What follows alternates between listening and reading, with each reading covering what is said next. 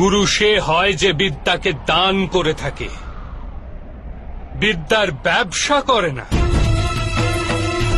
এই কারণে গুরু নিজের শিষ্যের কাছে দক্ষিণার আশা করেন,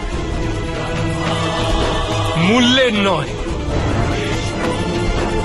কিন্তু আপনি নিজের অমূল্য জ্ঞানের মূল্য নির্ধারণ করেছেন। নিজের জ্ঞানের পরিবর্তে নিজের শিষ্যের নিকট প্রতিশোধ চেয়ে আপনি কেবল নিজের জীবনই বিষাক্ত করেননি, বরং নিজের শিষ্যদের জীবনও বিষাক্ত করে দিয়েছেন। আর এই সমস্ত নিজের মোহ ও অহংকারের বশে করেছেন।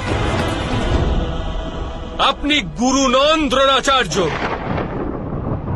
যে ব্যক্তির হৃদয়ে অহংকার আর মনে মোহ তথা লালসা থেকে থাকে, তার হস্তে ধর্মের কার্য তো হতেই পারে না।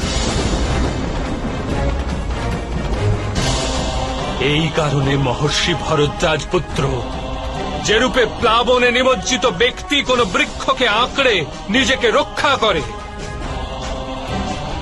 সেরূপ এই অন্তিম সময় ধর্মকে আঁকড়ে ধরুন। আজ সময় আছে উচিত সিদ্ধান্ত গ্রহণের। মোহ পরিত্যাগ করুন।